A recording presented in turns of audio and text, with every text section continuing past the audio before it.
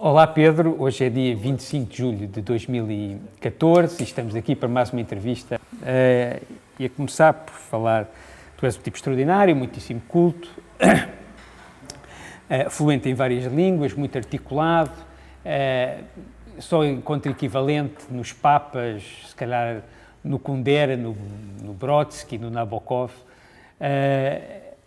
Queria perceber como é que essa fluência existe, sendo que tu, penso eu, não és um tipo que passe de manhã à noite fechado num quarto escuro a ler, não? Não, eu acho que li muito durante a altura na vida de um homem que é preciso ler, que é entre os 14 e os 20 e tal anos.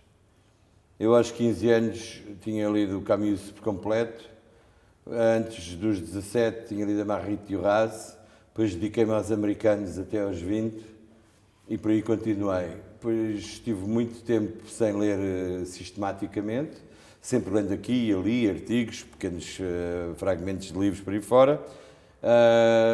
Recentemente, há uns 5 anos esta parte,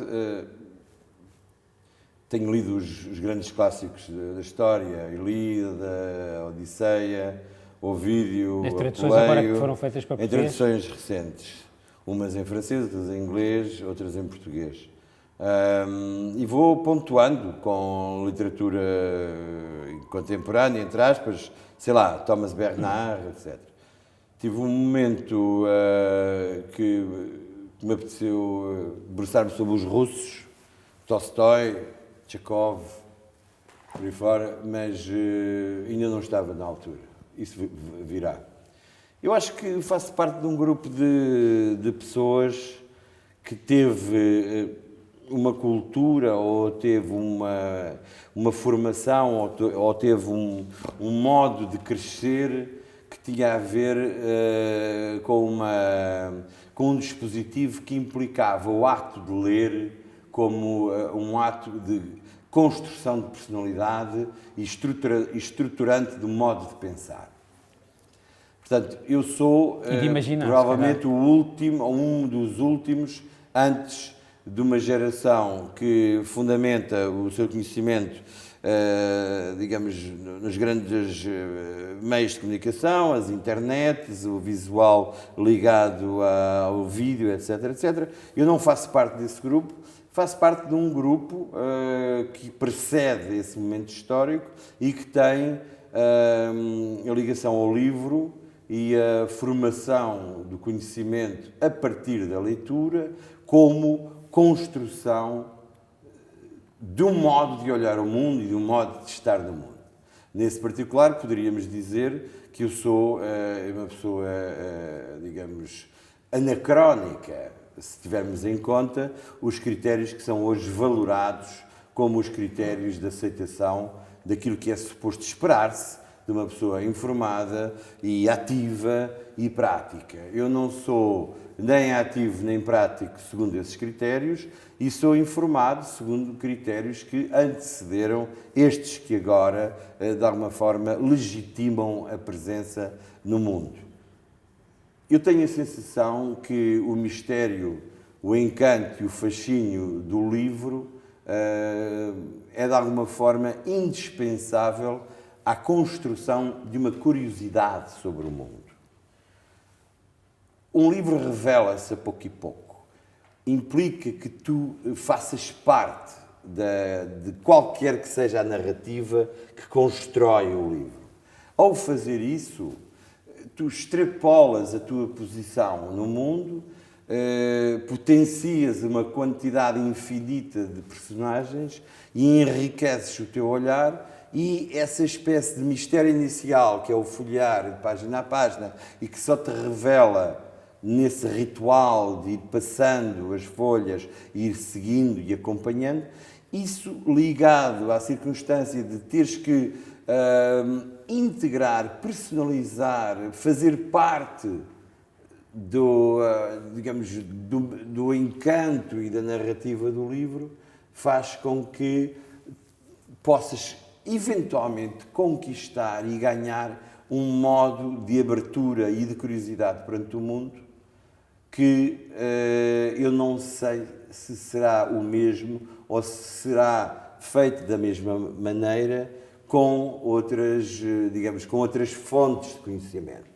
Seja a internet, seja, enfim, digamos, esta rede vastíssima e complexa e em permanente movimento, que é a rede de conhecimentos que hoje estão acessíveis, digamos, virtualmente, no espaço, digamos, virtual, para que as pessoas os possam aceder. Eu não tenho a certeza, e gostaria muito de tomar isto como um debate, não tenho a certeza que o fornecimento de uma informação que é normalizada, catalogada, formatada e que está disponível em rede, seja de algum modo de maior qualidade ou mais propositiva do que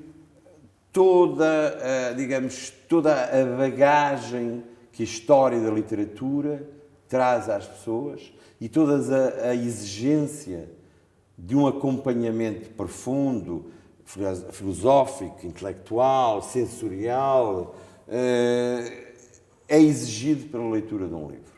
Mas a parte disso, tu não, sendo artista visual, não, tu não pensas que a literatura, os artistas visuais, de certa maneira, que não leram, estão um pouco castrados nas imagens, ao contrário do que pode parecer, porque o livro, ou, por exemplo, a banda desenhada já não faz isso, não é? Mas o livro, em que tem só letras e palavras, obriga-te a tu imaginares o que lá está. Portanto, nada te é dado de graça, não é? Se quiseres, o livro pode funcionar como uma espécie de imperativo conceptual, no sentido em que ele exige de ti que tenhas a capacidade de visualizar os acontecimentos, as circunstâncias, as emoções, os factos, as tramas de relações políticas, sociais, emocionais e culturais que os livros propõem digamos, na sua narrativa.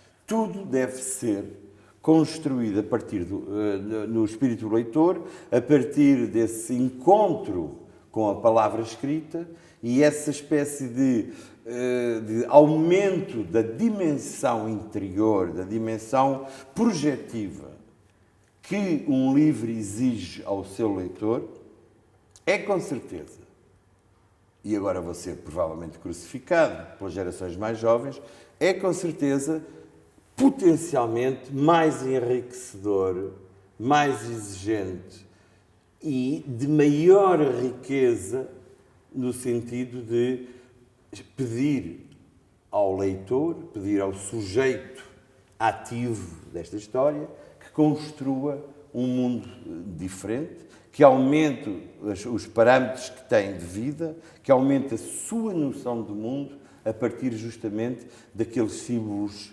gráficos de tendência abstrata e que se limitam a transmitir uma ideia original que é enriquecida pela mente daquele que está a ler.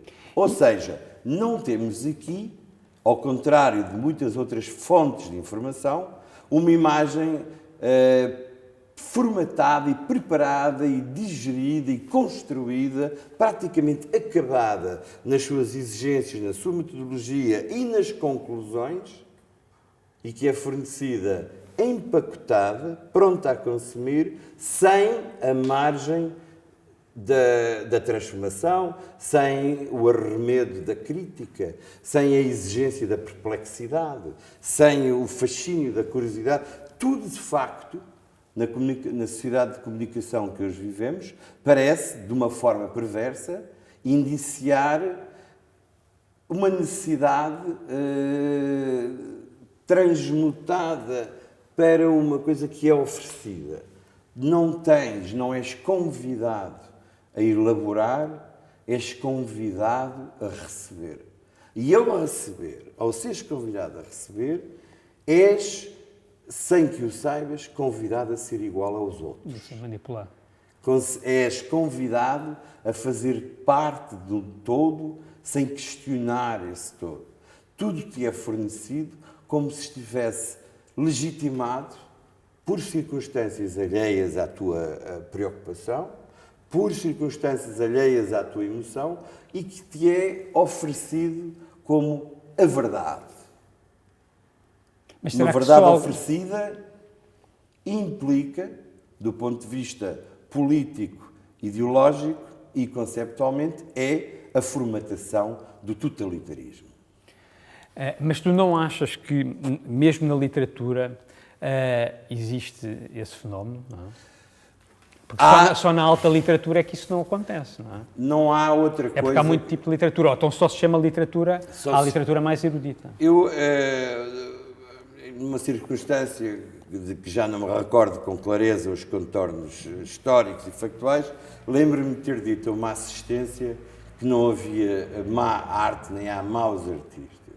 Só há arte e artistas. Depois é claro, há uma multidão infindável de praticantes de belas artes, obras que se parecem com quadros, mas não o são.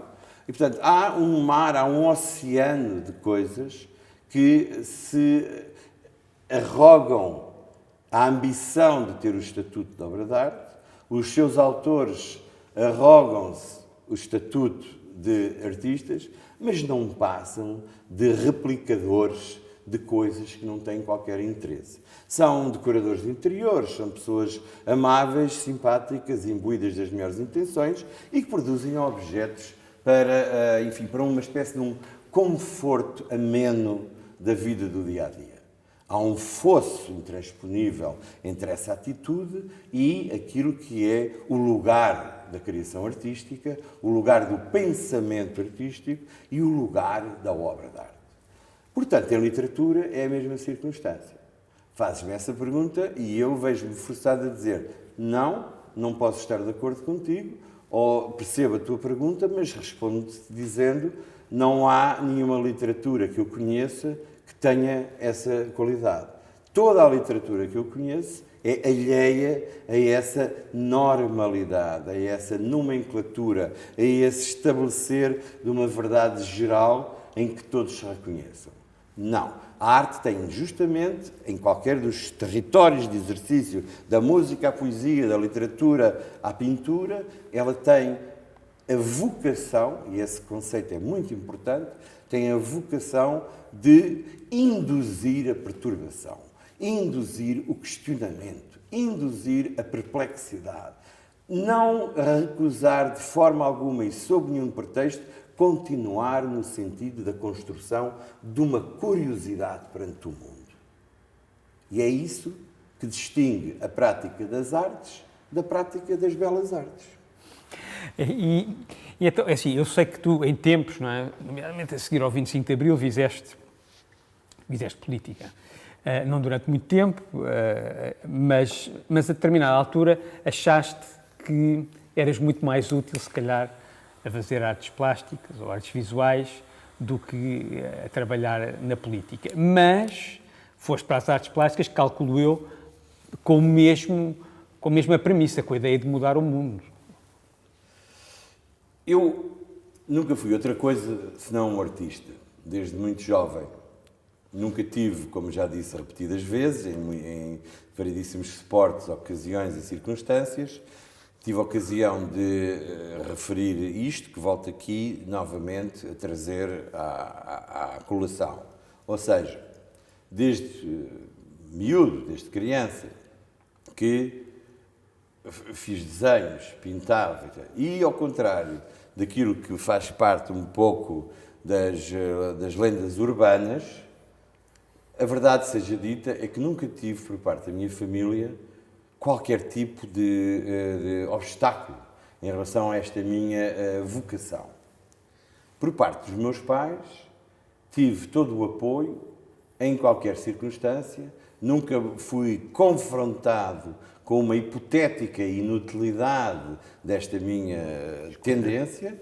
Antes, pelo contrário, fui alimentado, fui acarinhado e fui acompanhado nesse aspecto.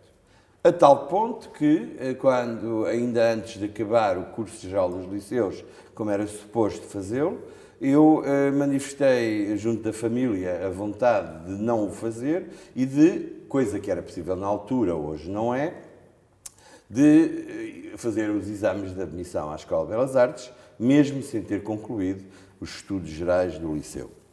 Isso não gerou nenhuma polémica em casa, sabiam o que é que eu era, o que é que eu queria e sabiam não só, por um lado, que eu tinha um grau de obstinação muito particular em relação a mim e à minha vida, como também eles próprios, os meus pais, eram pessoas que tinham, enfim, claramente uma abertura de espírito e não foi, portanto, um choque emocional. Eu cumpri, enfim, a itinerância burocrática e entro nas Belas Artes em 1973, de onde sairia 10 anos depois, em 83, com a licenciatura, sendo certo que para um curso de 5 anos demorei 10, mas a vida é de tal maneira estimulante que não se pode fazer uma coisa só de cada vez.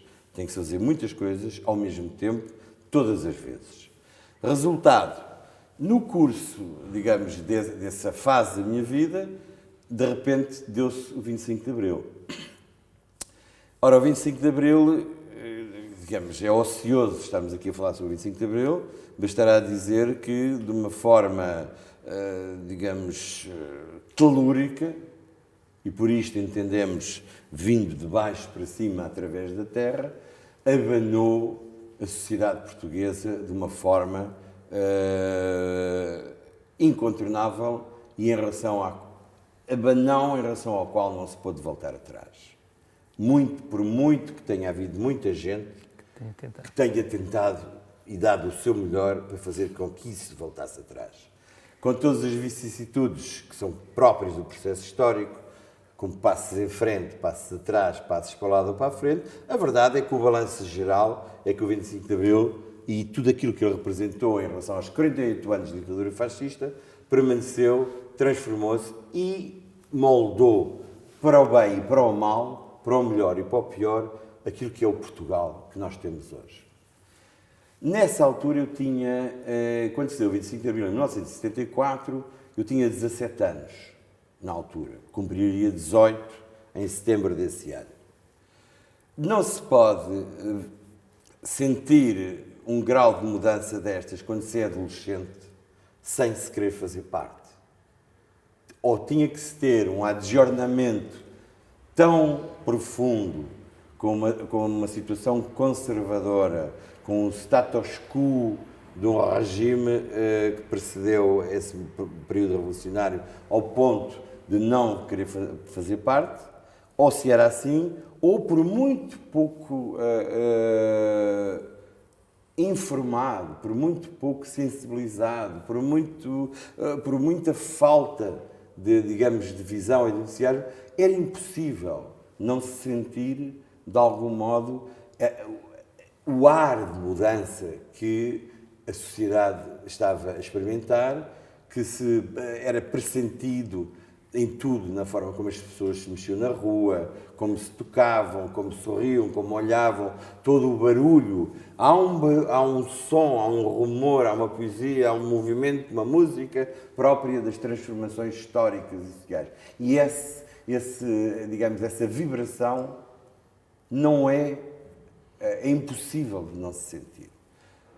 Para um adolescente, os adolescentes diz-se romanticamente que são, por essência, generosos, e são, por essência, heróicos, e são, por essência, combativos, e são, por essência, abertos às experiências e às novidades.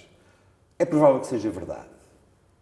Eu, e muitos como eu nessa altura éramos adolescentes, e todos nos envolvemos de uma forma ou de outra no processo.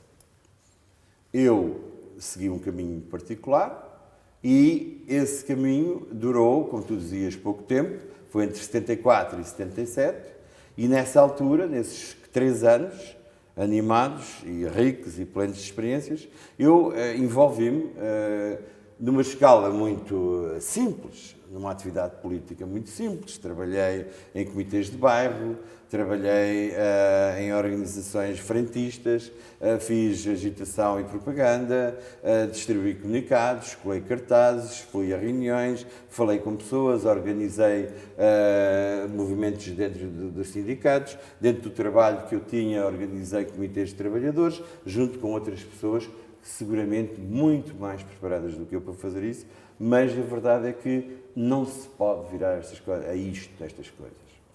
Ao fim destes 3 anos de atividade, e que eu nunca, em qualquer altura da minha vida, reneguei ou renegarei, na importância que tiveram para a minha formação e na importância que tiveram para a minha percepção, nem sequer da política, diria mesmo mais a minha percepção do mundo e das relações entre as pessoas, ao fim de um determinado período de tempo, eu achei, tive a sensação, considerei, senti física e intelectualmente que esse tempo, de alguma forma, se tinha esgotado.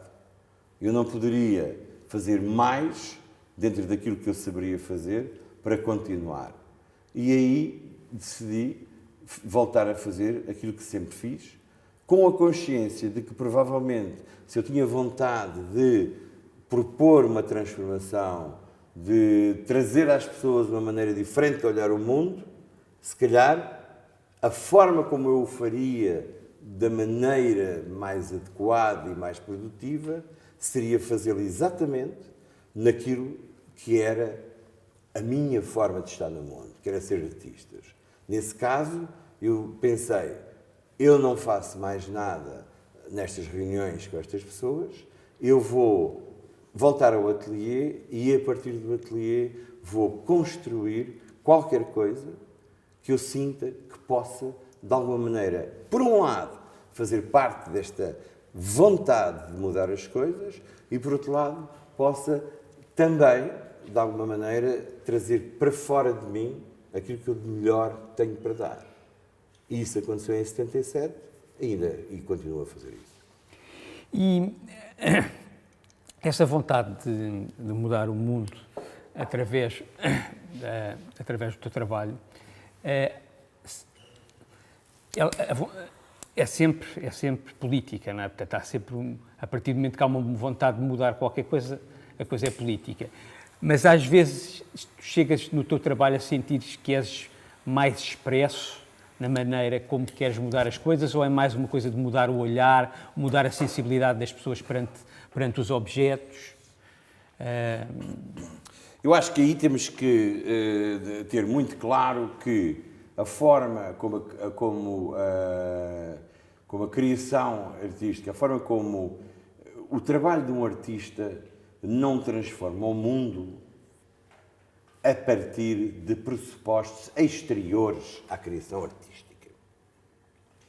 E aqui entra uma questão extremamente importante, que é o equívoco da suposta arte comprometida politicamente. Voltaremos a esta questão, vamos pegar na primeira. A transformação do mundo através do olhar do artista não se faz porque o artista, de um modo narrativo, literário, parco de ambições, fraco de pensamento e apenas com uma intenção ilustrativa, o artista não pode jamais mudar as circunstâncias do tempo, da história e do lugar da sua ação, se não tiver muito claro para ele que isso só se faz na busca de uma possível perfeição, jamais atingível, sabemos-lo, mas uma possível perfeição na criação do objeto de arte.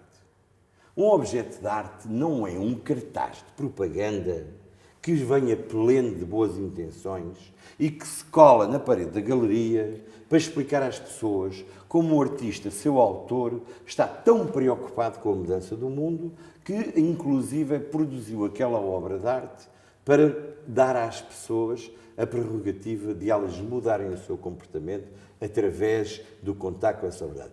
Isso é, no mínimo, reacionário e é ineficaz e, no fundo, é ainda assim uma extensão do pensamento burguês sobre a importância da arte. Ou seja, a arte deve representar coisas, deve melhorar a moral, deve ser pedagógica no sentido de criar uma melhor...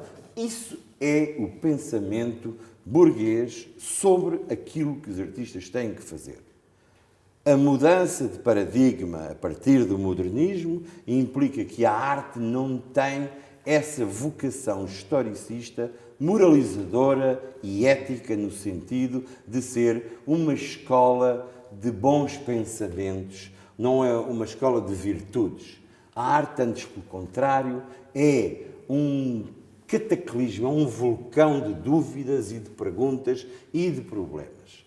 Nesse particular, uma arte, um artista que se outorgue a posição de ser politicamente envolvido, não é um artista que use as suas criações como cartazes políticos de propaganda. É um artista que usa o seu pensamento no sentido de fazer, produzir obras de arte que, sem cessar, continuamente, em permanência, tragam a pergunta junto das pessoas, junto dos espectadores. Perguntas, a dúvida, a inquietação, a interrogação, a perplexidade. Ou seja, ferramentas espirituais para a construção de uma nova maneira de ver o mundo. Assim sendo, e voltando atrás à pergunta, é a única forma que eu tinha de transportar a minha, digamos, a minha vocação política para o território específico daquilo que eu era como pessoa, ou seja, artista, era transportar para a criação artística justamente essa espécie de território de, digamos, de instabilidade. Um território que é um território que constrói a dúvida. Essa sim é uma obra de arte implicada politicamente. Todas as outras que se proponham de uma forma jornalística, banal, leviana, infantil, propor uma mudança do mundo através de uma narrativa superficial, não passam de, digamos, de excrescências da própria sociedade que se propõem criticar. Portanto, só uma arte que busque uma perfeição em si mesma é uma arte que traz, que arrasta consigo digamos, as condições para ser uma arte política pura. Porque a política, ao fim e ao cabo, é uma poesia absoluta para a revolução, para transformar o mundo. E só uma arte que tem esta ambição de ser absoluta na sua, digamos, em si, é que pode aspirar a ter essa qualidade. Tudo o resto são cartazes. Já que estamos a falar do teu trabalho, tu muitas vezes afirmas que muito mais do que um escultor és um pintor. Apesar de muitos dos teus objetos serem tridimensionais, o que é que tu queres dizer com isso? Bom, Porquê que és tão expresso? Na vida de cada um há sempre pequenos pressupostos de maior ou menor grau de ironia e que às tantas tornam-se de tal maneira parte da nossa vida diária que já os mencionamos sem questionarmos a sua eficácia e a sua produtividade teórica ou intelectual, se quiseres. O que acabaste de dizer, de alguma maneira, integra esse pensamento. Eu sou um artista, não sou outra coisa que não um artista, e como artista tenho à minha disposição o mundo inteiro para ser artista. Por vezes sou pintor, por vezes sou escultor, por vezes faço uns pescados como ator de cinema nos filmes dos meus amigos que não têm orçamento suficiente para, enfim, para grandes produções, e por vezes, e isto é muito importante, sento-me apenas silencioso ou vou passear com os meus cães a pensar naquilo que sou como artista e no que quero fazer. Assim sendo, não se poderia dizer, em verdade, em boa verdade, não se pode dizer que o Pedro Cabrita Reis seja isto ou aquilo em particular. O Pedro Cabrita Reis é um artista, enfim, plástico, Lamentavelmente, hoje essa expressão parece ter ganho foras de cidade. Eu prefiro a expressão primordial e clássica e que realmente... Eu sou um artista. E todos os, digamos, quando a criação artística era ainda assim muito próxima da artesania, até, enfim, à mudança do século XIX para o XX, até à primeira década do século XX, os artistas ainda eram, de alguma maneira, com ou sem legitimidade, mas seguramente com muito conforto para a opinião pública, classificados em prateleiras consoante as suas aptidões técnicas. Felizmente, todas as rupturas que o século XX trouxe para o entendimento da história da arte vieram rearrumar essa questão toda, ou melhor dizendo, desarrumá-la de tal forma que se provou, e hoje é comumente aceito, a inutilidade dessas classificações. Eu sou pintor quando pinto e sou escultor quando estou a fazer objetos tridimensionais. E sou desenhador quando estou a desenhar. E sou artista nesses momentos todos, sempre, em passagem de uns para os outros, sem agitações, sem oscilações, mas como um fluxo. A minha vida, o meu pensamento, a forma de eu estar no mundo, é um fluxo contínuo. Isto é uma redundância, mas é um fluxo. E nesse fluxo eu tenho momentos que têm mais luz de uma forma ou de outra. A circunstância de haver fragmentos de tempo mais ou menos dedicados a esta ou àquela disciplina não inibe de forma alguma a circunstância de eu me considerar e de eu dever ser entendido como artista. Porque aquilo que conta no que faço e aquilo que conta naquilo que eu sou, isto é, um artista, é a circunstância de a minha vocação é transformar o modo, não o mundo, mas transformar o modo como o mundo é visto pelos outros. É isso que eu tenho que fazer.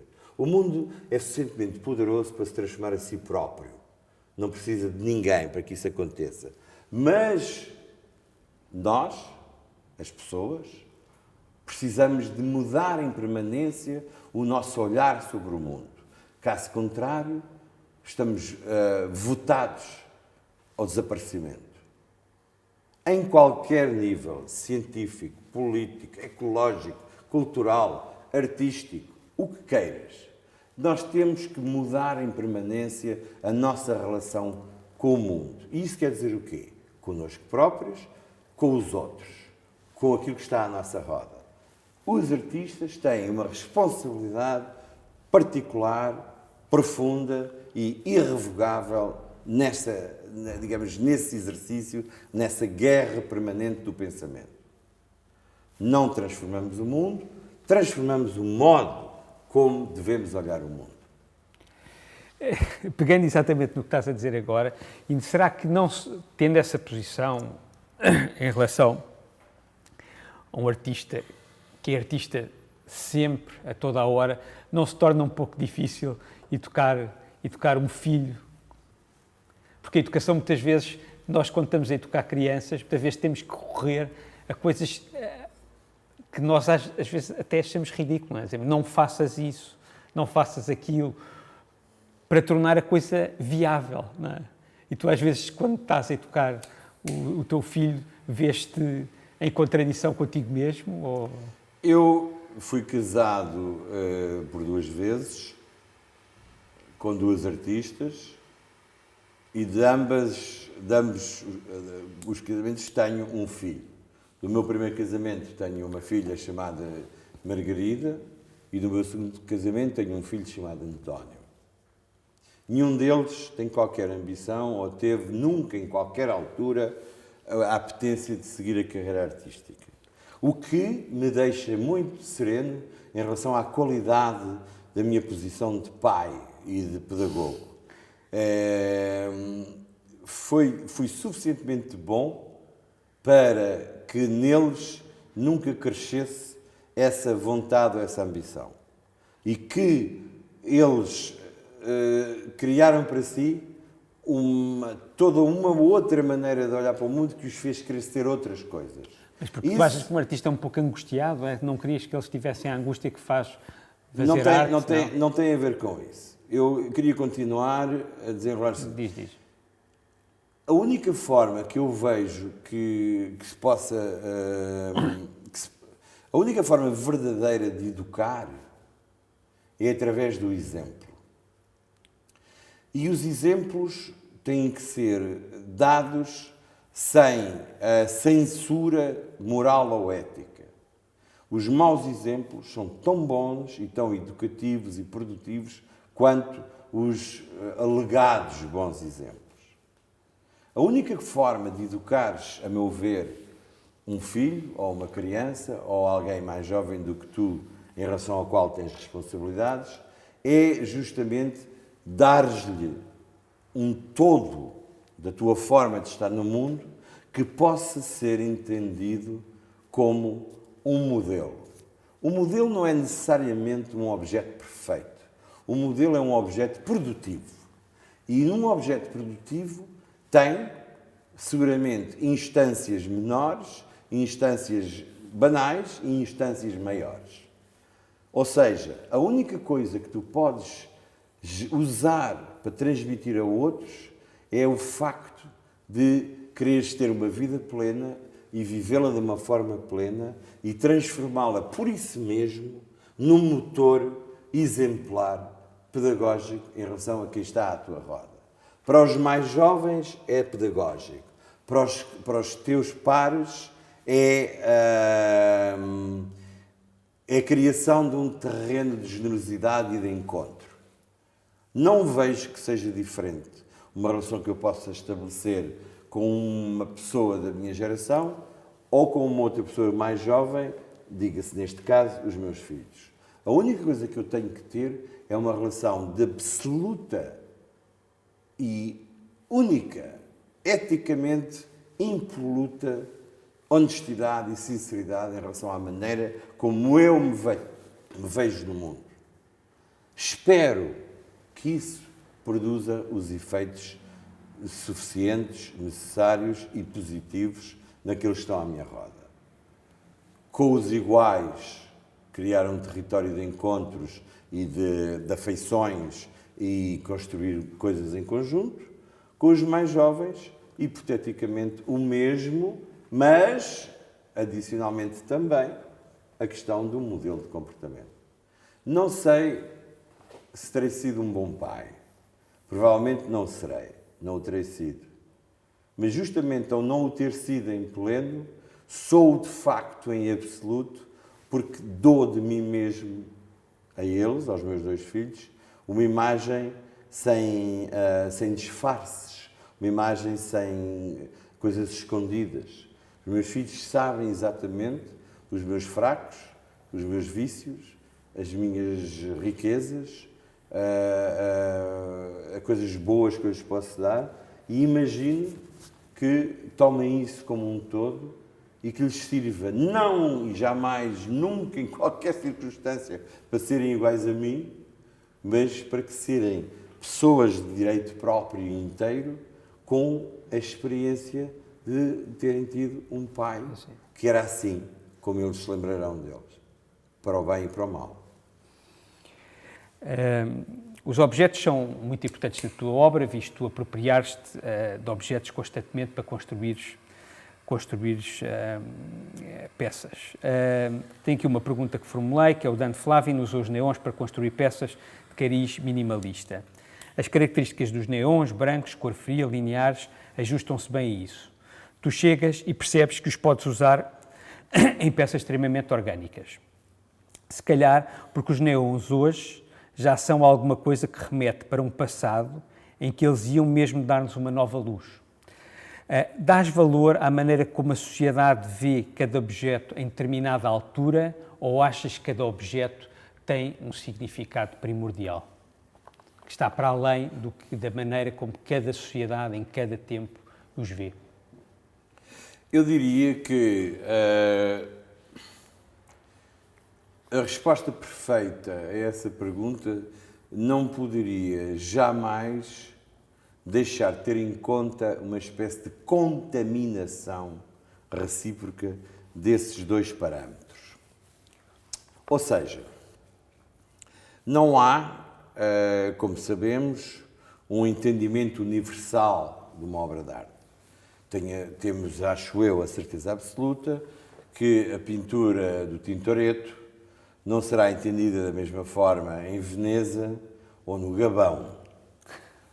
A não ser, é claro, por pessoas que no Gabão ou em Veneza tenham a particularidade de ter absorvido de ambas as culturas a suficiente informação e sensibilidade para poderem, cada uma do seu ponto de vista, vê-la a partir do outro olhar. Portanto, isto instrui-nos sobre uma questão fundamental, que é a percepção, a vivência, a experiência de uma obra de arte é, de alguma forma, também uma experiência sociológica, no sentido em que não se pode, de alguma forma, redimir uma leitura de uma obra de arte do contexto histórico, social e cultural em que ela é entendida. Se isto é verdade, ainda assim não deixa de ser também verdade a circunstância de nós termos anacronicamente experiências de obras de arte que foram construídas, desenhadas, projetadas com intenções explícitas para responder a intuitos e a demandas próprias num tempo, de há 400 anos atrás, voltamos a falar do Tintoretto, e não deixamos de nos emocionar com elas.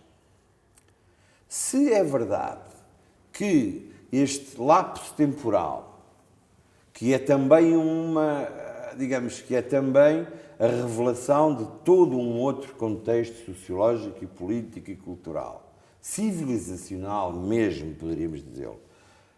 Se tudo isto é verdade, porque é que, apesar disto, ainda continuamos a sentir qualquer tipo de emoção ao presenciarmos, ao experimentarmos, ou olharmos para uma obra de arte que não é claramente do nosso tempo, não é claramente da nossa cultura, não é claramente do estádio civilizacional em que nos encontramos. Teremos então que ter, provavelmente, a humildade de acreditar que existe na obra de arte uma forma de chegar ao espectador que não pode ser apenas explicável pelo somatório aritmético, politicamente correto e legitimador de um conjunto disperso de circunstâncias de ordem sociológica ou civilizacional.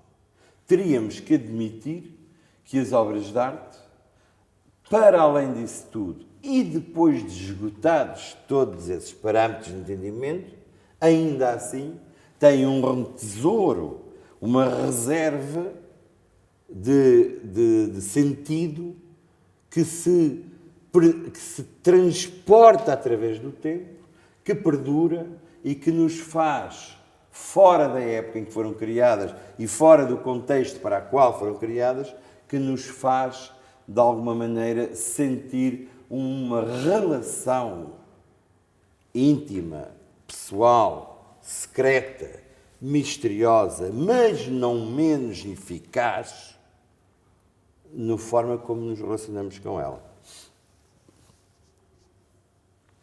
Para pegar disto, isto é uma introdução à questão dos objetos que tu falas. Não há objetos nenhuns que não tenham sido fabricados pela mão humana. A mão humana transporta para aquilo que é resultado da sua ação um sentido qualquer. Não sabemos exatamente se esse sentido é comum a todos os objetos construídos pela mão humana. Não sabemos se esse sentido é idêntico nas diferentes culturas e civilizações. Mas sabemos que, para além disso tudo, há uma espécie de uma luz interior e que anima aquilo que seria uma hipotética alma do objeto, e essa luz é uma luz que lhe vem de um único lugar. Essa luz vem da mão humana. Uma ferramenta, um instrumento musical, um tijolo feito no meio da África, um tijolo feito no norte da Alemanha, um tijolo feito nas profundezas do deserto do Gobi. Todos estes tijolos têm uma espécie de luz que lhes vem da circunstância de terem sido feitos por mãos humanas no sentido de construir casas para que essas mãos humanas e as pessoas que as têm vivam nessas casas. Casas diferentes, abrigos, cavados na terra, escavados na montanha, nas planícies, no alto dos cerros, não interessa. O que interessa é que há uma mágica qualquer, uma magia qualquer, que toca, une e articula e cria uma identidade em todos os objetos que vêm daquilo que nós, e agora não falamos mais de nós, falamos de nós, aquilo que nós fazemos. Quando eu me debruço nos contentores do lixo das cidades por onde passo, quando eu não deixo e não conseguirei nunca deixar de deitar um canto do olho para o lixo, quando eu atentamente caminho nas ruas de todos os sítios e cidades e lugarejos onde estive e observo as janelas, as paredes, as portas, as formas como as coisas todas se constroem, e quando estou em permanência a criar obras de arte a partir desse olhar que eu tenho sobre aquilo que a humanidade constrói, eu no fundo estou a outorgar aos objetos um lugar único, um lugar primordial e um lugar onde se revela a condição humana. É por isso que eu nunca poderei ser insensível e não vejo como é que eu deixarei alguma vez de me fascinar por coisas que foram desperdiçadas, abandonadas, esquecidas, deixadas para trás, feitas pela mão humana, e que eu reconheço nelas uma grandeza, um heroísmo, uma eternidade, um sentimento e uma temperatura que é a nossa e que faz com que, para mim, se tornem indissociavelmente parte daquilo que eu quero fazer, daquilo que eu quero construir, do modo como eu vejo a minha posição como artista. Se há pouco falávamos de uma implicação ética do artista e de uma responsabilidade política, eu digo, é aí que eu a materializo na sua forma mais humilde e, ao mesmo tempo, mais absoluta. Uma maçaneta de uma porta, um ar de uma janela, para mim, é a história de toda a gente que eu conheço. E é por isso é que tu deixas sempre as tuas peças quase que em ruína, não acabadas. Não é? Há um conceito do Robert Smithson que diz ruins in reverse. Portanto, as tuas obras muitas vezes parece que têm muita consideração por qualquer coisa que foi abandonada. Tu, quando vês uma porta, achas que não tens que intervencionar muito. Um artista é exatamente uma pessoa como outra qualquer. Contudo, tem esta prerrogativa, que é também uma obrigatoriedade ética, que é o exercício do olhar. O exercício do olhar faz a diferença. Uma qualquer pessoa, que não será menos pessoa por isso mesmo, olhará para uma pedra de uma forma. Um artista olhará para essa mesma pedra de outra forma. O caráter vocativo da criação artística, o caráter vocativo que define o artista no seio da comunidade social a que ele pertence e à qual jamais se poderá furtar, é exatamente o modo do olhar. essa pedra transforma-se numa ferramenta para construir a história da humanidade através de um olhar de um artista. É isso que nós fazemos. Uma vez alguém muito próximo de ti disse que tu, como caráter, tinhas um caráter muito predador. Eu associo isso a duas coisas. Uma é o que temos estado a falar, que estás sempre a olhar para o que está à tua volta, de forma a poderes utilizar na tua obra. Seja fisicamente, seja através de ideias, não é? Para ganhar ideias que tu vês, será mesmo objetos físicos que tu incorporas em obras que depois fazes. Mas também no sentido mais leonino, mais da selva, da coisa, de que se há um lugar só, ele tem que ser o meu. Como é que tu vês isto, esta coisa tão impositiva que tu tens? É a urgência de mostrar qualquer coisa que tu achas que é mais importante? Se há um lugar só, esse lugar tem que ser o meu. Foram as palavras que tu usaste. Exatamente. Putativamente citando alguém que te teria dito que eu era um predador. E eu respondo de uma forma bastante simples. Não há ninguém que se arrogue o destino de artista que não seja exatamente igual a isso. Como eu, todos os outros que sejam artistas e que se afirmem como tal e que o sejam de facto, são assim. Porque um artista tem um cometimento único que é reconstruir o mundo. Não há lugar para partilhas quando se reconstrói o mundo. Não creio que nas cosmogonias monoteístas, que incluem o conceito de Deus, não há vários deuses a construir o mundo, há um só. Essa ideia é uma ideia que fundamenta e estrutura o pensamento sobre a criação artística. Cada artista em si mesmo é a única, última e não partilhável possibilidade de redenção e de reconstrução do mundo. Eu não sou diferente de qualquer outro que seja artista nesse particular. Não há, de forma alguma, a possibilidade de imaginarmos que este seja uma aventura que não seja vivida exclusivamente a solo. Não há nenhuma forma de entender o lugar de um artista que não seja partindo do princípio que ele se oferece ao mundo como o seu único iluminador, como o seu único construtor, como o seu único redentor. Toda a proposta artística, todo o discurso, toda a prática, todo o território da construção artística é um território único, inquebrável, inviolável e não partilhável. E muito religioso. Não há, se quiseres falar em teleologia, se quiseres imaginar que, de facto, a construção do mundo numa tela é aí que está, começa e acaba nessa tela, recomeça na próxima tela e acaba na próxima tela. E assim continua à exaustão até à morte física do autor, mas perdura na sua obra. Daí que a arte seja a única forma que se possa entender o mundo na plenitude, variedade, diversidade de olhares únicos, tantos quanto os artistas que produziram as obras. Não se pode imaginar uma obra que seja uma possível explicação.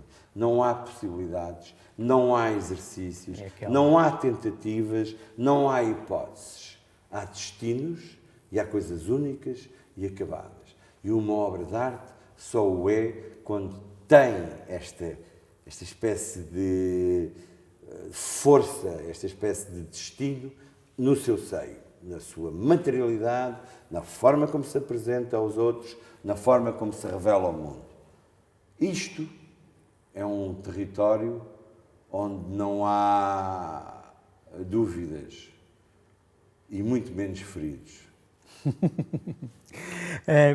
Mas, pegando no que tu estás a dizer agora, eu já te conheço há alguns anos e, para além disto tudo, tu és um tipo extremamente generoso e decente. E quando eu falo em generoso e decente, principalmente quando falo em decente, a minha definição de decência não passa por pagar contas a horas ou não dizer mentiras. Por isso gostava de saber um pouco quais são os códigos que tu usas no relacionamento com os outros. A tua pergunta peca apenas por um S a mais. Eu não tenho códigos. Tenho um Código, único código. E esse único código é o exercício da minha própria existência. Eu sou exatamente aquilo que sou em qualquer circunstância e a tudo aquilo a que eu me dou, incluindo neste conceito pessoas, coisas, histórias, tempos, animais, árvores, sou sempre o mesmo. Faço tudo e sempre fiz tudo, imagino que farei sempre tudo com a mesma intensidade e o mesmo commitment. Peço imensa desculpa por deste provincianismo, mas não tenho outra palavra para usar agora. Comprometimento, sei lá. Faço sempre de uma forma idêntica. Não existe na minha vida e na forma como eu me vejo a mim próprio e a minha posição no mundo com os outros, uma hierarquia de ética, no sentido de dizer estou mais aqui e menos acolá. Isso não é possível, sob nenhuma forma. E nesse aspecto poderemos entender aquilo que tu tão generosamente defines como generosidade. Aquilo que tu entendes como generosidade da minha parte é apenas o saber que só faz tudo sentido se tudo for igual para todos e se tudo for partilhado da mesma forma e se tudo for dado da mesma forma. Não dado, nem partilhado, nem igual de uma forma paternalista, ou seja, cada um poderá fazer, pensar ou desejar o que quer. Não é isso. Tudo será feito, partilhado e desejado sob a forma como eu o dou. E a forma como eu o dou é a forma como eu, artista, vejo o mundo e pinto os meus quadros e faço as minhas esculturas e amo as mulheres que amei e tenho os filhos que tenho e como da maneira como como e bebo da maneira que bebo e passeio-me e viajo e vou ao mar e vou ao campo. Faço tudo isso da mesma forma. Eu não tenho uma paleta cromática ou uma escala de valores para viver. Vivo. Period. Final.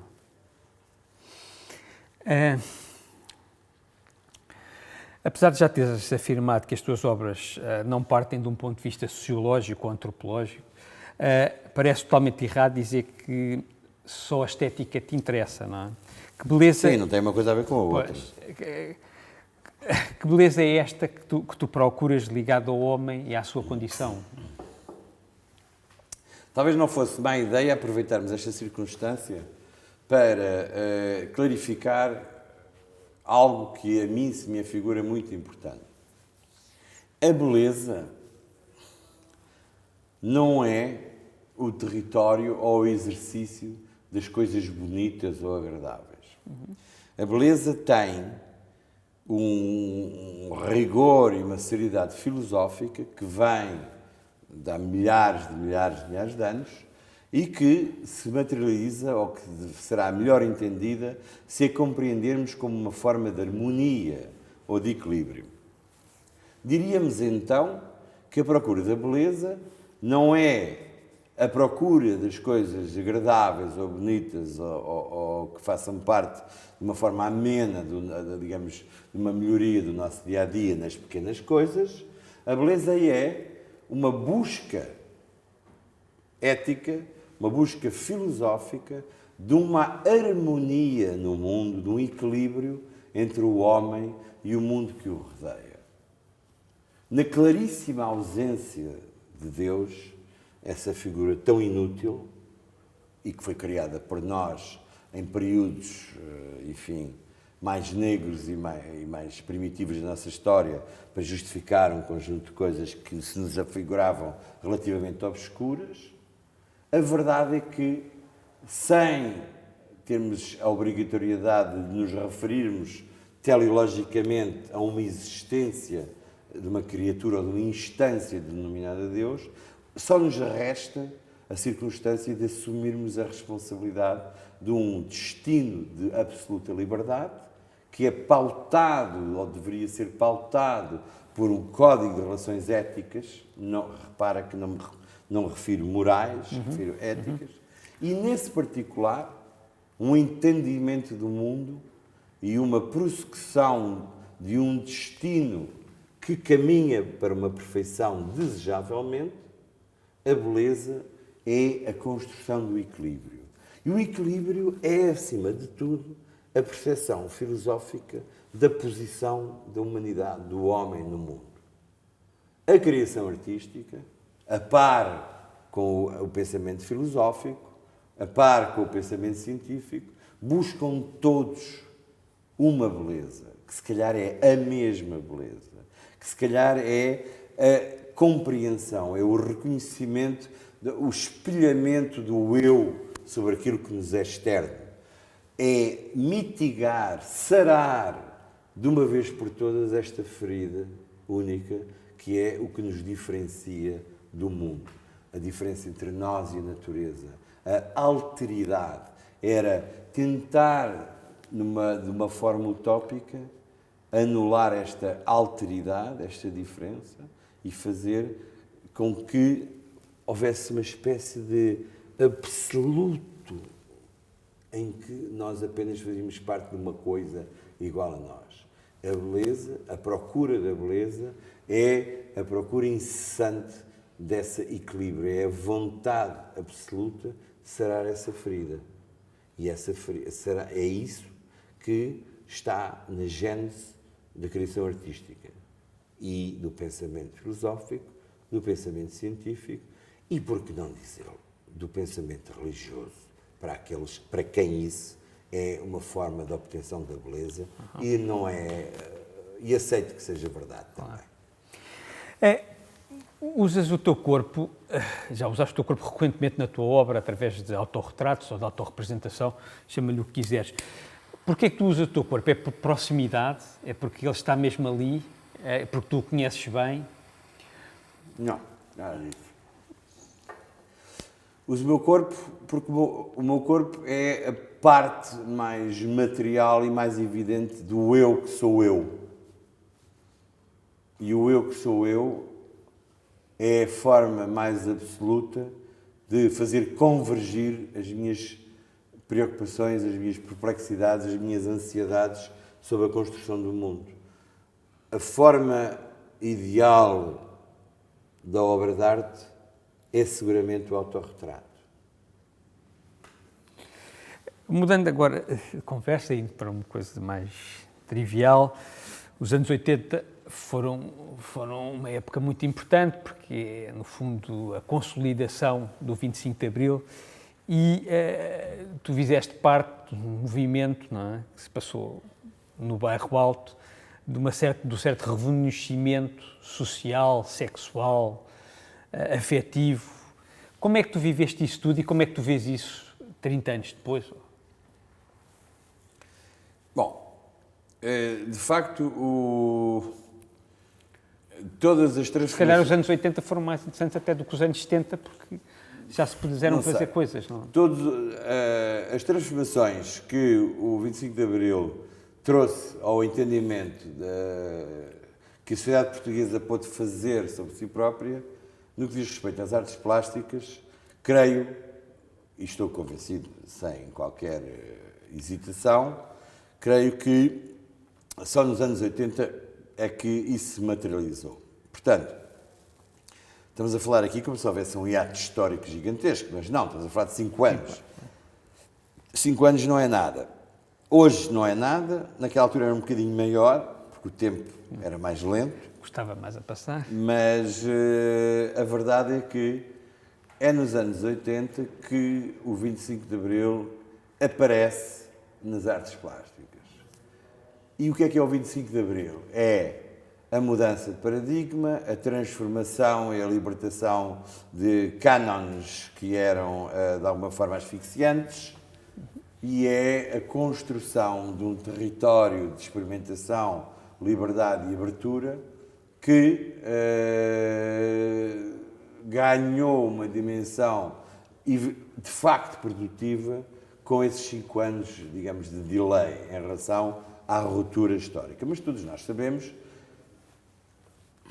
enfim, os que tenham uma cultura de filosofia marxista básica, sabem que os fenómenos ditos de superestrutura, ou seja, os que estão ligados ao entendimento das transformações que se operam nos campos do pensamento e da cultura, são sempre, de alguma maneira, digamos, são diacrónicos, seja para trás, seja para a frente. O que é que isto quer dizer? Diacrónicos para trás implica que se revelam nas suas sementes antes da transformação sociológica e política profunda no terreno, ou se revelam a posteriori, após esse grande corte sociológico. No caso das artes plásticas, a verdade é que se os anos 70 portugueses já eram bastante ricos e estimulantes no que diz respeito a experiências de ordem conceptual e política, temos exemplos de sobejo e, para nos fazer saber que a história das artes plásticas portuguesas contemporâneas tinham já nos anos 70 a premonição da mudança, mas nos anos 80 é que essa, digamos, a transformação que historicamente ocorreu naquela ganha uma materialidade. Essa materialidade é ganha de formas muito interessantes, como gerações muito jovens acedem ao conhecimento público bastante rapidamente, há uma mudança de paradigma de índole económica, ou seja, os artistas jovens começam a viver de alguma forma, melhor ou pior, digamos, daquilo que fazem, não tendo que recorrer a outros empregos para se sustentar. Há um claro interesse mediático pela atividade dos artistas plásticos, coisa que não era normal ou comum em períodos anteriores, e, digamos, são circunstâncias que, repito, para o mal ou para o bem, vêm introduzir uma nova, uma perspectiva diferente, uma energia renovada e exigem ou revelam comportamentos diferentes. Nesse particular, eu acho que os anos 80, ao contrário de que se vem transformando em costume dizer, um costume muito desagradável, os anos 80 não foram uma década negativa, nem uma década de arrogâncias, nem uma década de, digamos, de desperdício. Esses comentários são comentários, a meu ver, que do ponto de vista sociológico eu diria que são comentários politicamente corretos e que têm uma agenda política que tem como pressuposto aniquilar toda a força, toda a energia dos anos 80 no sentido de substanciar uma espécie de política de pertença, humildade e seriedade que, a avaliar pelos arautos, seria a política dos anos 90. Mantenho, insisto e reclamo que os anos 80 foram décadas criativas, positivas, foi uma década criativa, positiva, forte e de transformação. Não foi uma década arrogante, não foi uma década fútil, não foi uma década fátua. Foi uma década de experimentação, foi uma década de revelação, foi uma década de sair de um tempo de 50 anos de asfixia. Produziu o que produziu. Nós nunca devemos olhar para a história com uma, digamos, uma visão moralista. Todas as pessoas que por erro ou por perversão querem olhar para a história de uma forma moralista, são pessoas em relação às quais devemos ter muito cuidado, porque são pessoas que claramente têm intenções totalitárias e assambarcadoras da percepção e da inteligência e da compreensão sobre um determinado período histórico. Não pode jamais, em tempo algum, analisar a história com as pobres e difíceis ferramentas que só a moral te dá. Tens que olhar para a história de uma forma, digamos, aberta e transversal. Os juízos sobre a história, a própria história faz sobre si mesma. Não podes transformar a história numa ferramenta para veiculares os teus pensamentos utópicos sobre aquilo que seria, na tua opinião, um mundo perfeito. Isso é um crime grave e deve ser rechaçado e combatido em todas as suas instâncias, da mais subtil e insinuante à mais gravosa e clamorosa. Nesse particular, oponho-me em absoluto e rejeito, e sei de onde é que vêm e recuso, todas as afirmações negativas construídas sobre a década de 80. E não o faço porque eu tenha sido um protagonista dessa década. Eu sou um protagonista da história da arte contemporânea portuguesa e internacional desde que estou em público. 80, 90, 2000, 2010. Portanto, eu não tenho qualquer problema em relação a esse entendimento. A minha carreira, a minha vida, aquilo que eu quis fazer, perdurou, prolongou-se, transferiu-se pelo tempo, através dessas décadas todas. Portanto, estou à vontade para dizer que os anos 80, tal como todos os outros que seguiram, são o que são, foram o que foram, valeram o que valeram. O que conta é justamente, nesse trânsito, a energia que se acumulou, as pessoas que se revelaram, as obras que ficaram, para nos dar, desse tempo todo, testemunho e para fazer disso material para o nosso modo de perceber o mundo e de nos colocarmos ao longo dessa história. Pegando nisso, um dia que te vás, porque como é que gostavas de ser recordado? Porque noutra entrevista que fiz, um dos artistas que falou comigo falava que os artistas têm como um dos seus grandes objetivos a imortalidade. Não sei se isto é verdade, tenho sinceras dúvidas, mas gostava de perceber, gostavas de ser recordado como o quê, por o quê? Bom, esse comentário desse artista é de tal maneira inevitavelmente banal que não merece comentários. A única coisa que os artistas ambicionam, e isso prende-se quando eu há pouco falava que cada um refaz o mundo, é a imortalidade. Portanto, isso é um fait accompli, é um facto que não tem qualquer comentário. Mas a única forma, e muitas vezes penso sobre isso, como eu gostaria de ser recordado, e agora vais achar com certeza divertido, ou vais ficar perplexo, mas estas coisas são assim. E com isto acho que vamos acabar a nossa entrevista.